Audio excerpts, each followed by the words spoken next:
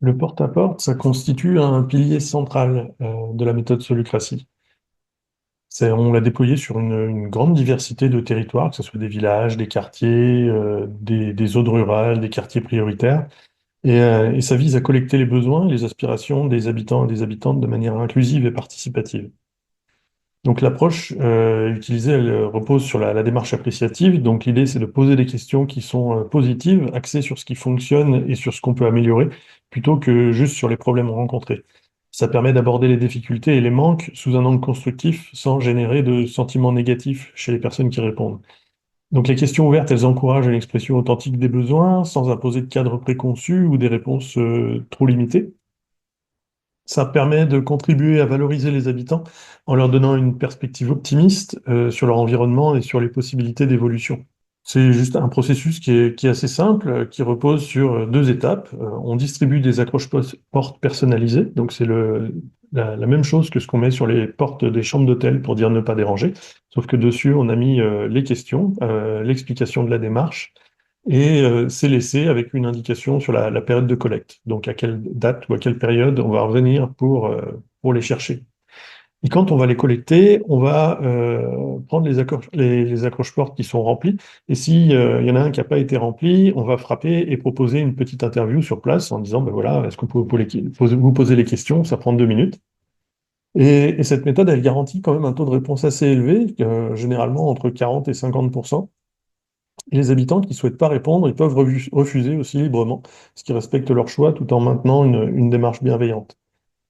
C'est conçu pour être efficace en termes de temps. Dans les zones de maisons individuelles, par exemple, il faut compter environ 5 minutes par foyer pour à la fois distribuer, collecter et traiter les réponses. Et dans les immeubles, c'est réduit à environ 3 minutes par logement, parce que c'est plus rapide sur un périmètre restreint et c'est plus simple de juste gérer tout un immeuble d'un coup. Et une fois qu'on a collecté, terminé la collecte, il y a les données qui sont saisies, interprétées et classées, et l'équipe, elle va produire deux types de résultats. Donc il y a les données brutes qui sont disponibles pour que chacun puisse les utiliser pour réaliser sa propre analyse, parce que nous, quand on va faire la synthèse, vous ou moi, il va y avoir forcément une interprétation dans la catégorisation, dans le tri des données, etc. Et on donne aussi une synthèse structurée qui va regrouper les réponses catégorisées et accompagner d'un lien vers les données brutes. Ça, on le distribue à toute la population dans les boîtes aux lettres. Ça permet aux citoyens de se situer par rapport aux besoins qui sont exprimés collectivement et ça va favoriser l'émergence de dynamiques collectives. Par exemple, s'il y a une personne qui hésite à partager un besoin particulier, elle peut se sentir légitimée en découvrant qu'il y en a beaucoup d'autres qui ont exprimé les mêmes besoins. Et cette restitution, elle contribue à enrichir la connaissance globale du territoire et elle aide les habitants à mieux comprendre les enjeux locaux et ça facilite une prise de décision plus éclairée et un engagement collectif plus fort. C'est également important qu'il y ait un ancrage local, donc pour garantir l'impact et la pertinence des données qu'on a collectées. Le mieux, c'est que ça soit réalisé par des personnes qui vivent sur le territoire. Elles connaissent mieux les réalités locales, les codes sociaux et elles peuvent bénéficier directement des résultats obtenus. À l'inverse, une équipe extérieure, par exemple, si nous on intervient sur un territoire, bah, on va capter en fait toutes les informations, les réponses des gens, et c'est très très riche. Mais c'est mieux que vu qu'on va partir en fait, cette richesse, c'est mieux si elle reste au niveau du territoire. Ce mécanisme, bon, il peut être adapté à différents projets. C'est possible d'ajouter une question spécifique sur un thème particulier, par exemple, voilà, la réhabilitation d'un lieu en particulier, la création d'un tiers-lieu ou un projet donné.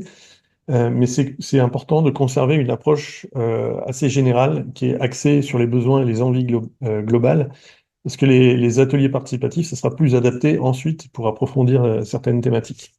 Alors, vous avez ici sur le wiki tout ce qu'il faut. En fait, bon, il y a la méthode, il y a le modèle d'accroche-porte que vous pouvez aller voir sur Canva. Généralement, ça va dépendre des imprimeurs. Alors, il faut bien vérifier avec l'imprimeur que vous avez choisi que son gabarit convienne. Sinon, voilà, vous pouvez utiliser le sien.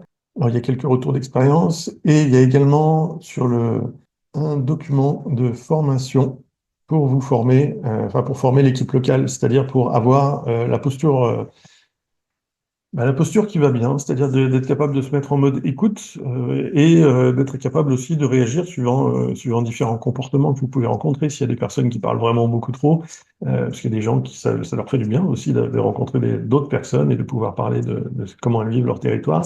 Il y a des personnes qui vont être peut-être un petit peu agressives ou des choses comme ça.